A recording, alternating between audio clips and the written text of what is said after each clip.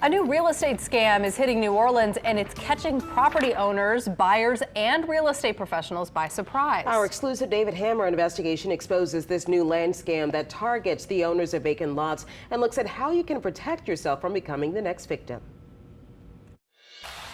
And if it's a 30-foot Daniel Tan likes to talk about building his dream home here in the River Bend neighborhood. It was going to be basically a two-story home with a rooftop deck. So when a for sale sign went up on the vacant lot last month, it surprised Tan's neighbor, Drew Ward. We all know each other, and it's like, you know, he knows that most of us, if he were to put the lot for sale, would probably buy it. Ward reached out to Tan to say their next door neighbor wanted to make a higher offer than the listing price of $140,000. Daniel, who was sick with COVID at the time, sent me a message back a day or two later saying, hey man, I have no idea what's going on. I'm not selling my lot or any of my lots or our houses. Already foggy from a tough bout with COVID, Tan called the listing realtor, Lynn Dufershow. She goes, oh, I'm sorry, it's under contract.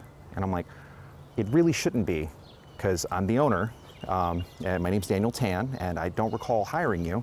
Luckily, Dufershow already had a gut feeling something wasn't right and warned the real estate attorneys at the closing company, Crescent Title. She said, you know, I am a little weary about this one. I've never talked to him on the phone. I want you to keep your guard up as well. He said he only wants to text. Title attorney Lauren Griffin said it's a good thing they were suspicious because scammers are targeting vacant lots across the country. Because they can be anywhere across the country and they don't need to go meet with anyone because it's a vacant lot. You don't need to inspect a vacant lot with your seller there. On Daniel Tan's lot, a would-be buyer had already signed a contract to buy it with no idea it wasn't really for sale.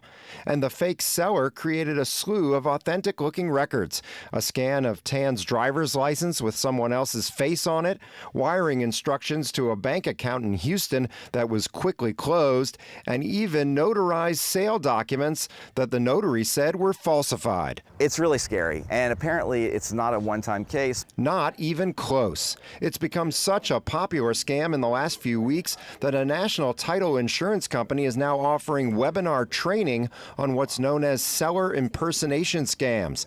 Griffin says she's aware of 7 examples in New Orleans alone, including one where a scammer managed to collect a $5,000 deposit from the would-be buyer. He said he was in North Carolina, but our FedEx from his signed documents came from an Amish country area.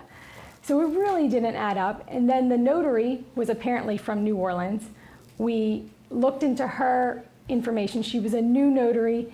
She didn't notarize those documents either. So far, law enforcement hasn't pursued any criminal charges for fraud or forgery. Why can't any of these things be prosecuted? We have tried, but the FBI has told us you need a monetary damage in order to pursue this. So in other words, by rooting it out and preventing it from happening, nobody is going to be punished. Mm-hmm. And that's why we've tried to go a little bit further to see maybe if we're able to track down this person or if we're able to find out where the documents are coming from. The FBI or the NOPD or any kind of government agency will go and track down this person. But so far we haven't made any headway. It could be something for a sting operation, right? That would be great.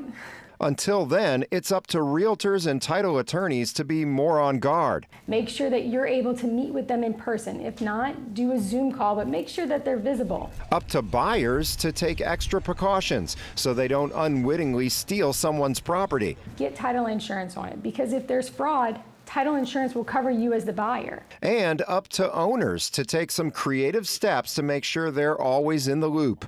Crescent Title suggested Tan take out mortgages on lots he owns outright, mortgages with himself. Recording a mortgage or doing something else that requires you to be contacted is important, and it shouldn't be necessary. Tan is an attorney. He says he's working to come up with more permanent legal solutions so nobody has to sue a purchaser who was also a victim of the scam just to get their clear title back. I have the finances that I could get this back, but for everybody who doesn't, for everybody who couldn't, this should not happen. It's not acceptable. And Tan says he won't rest until there's accountability for the fraudsters too. David Hammer, Eyewitness News. Well, the New Orleans Police Department said the detective working Tan's case was out on medical leave but is returning this week and resuming the investigation immediately. And after David called the New Orleans Metropolitan Association of realtors, excuse me. The group posted this warning on its website today, and it tells realtors to watch out for the scam, and it gives them the online tools they can use to verify the identity of people when they call wanting to list vacant property.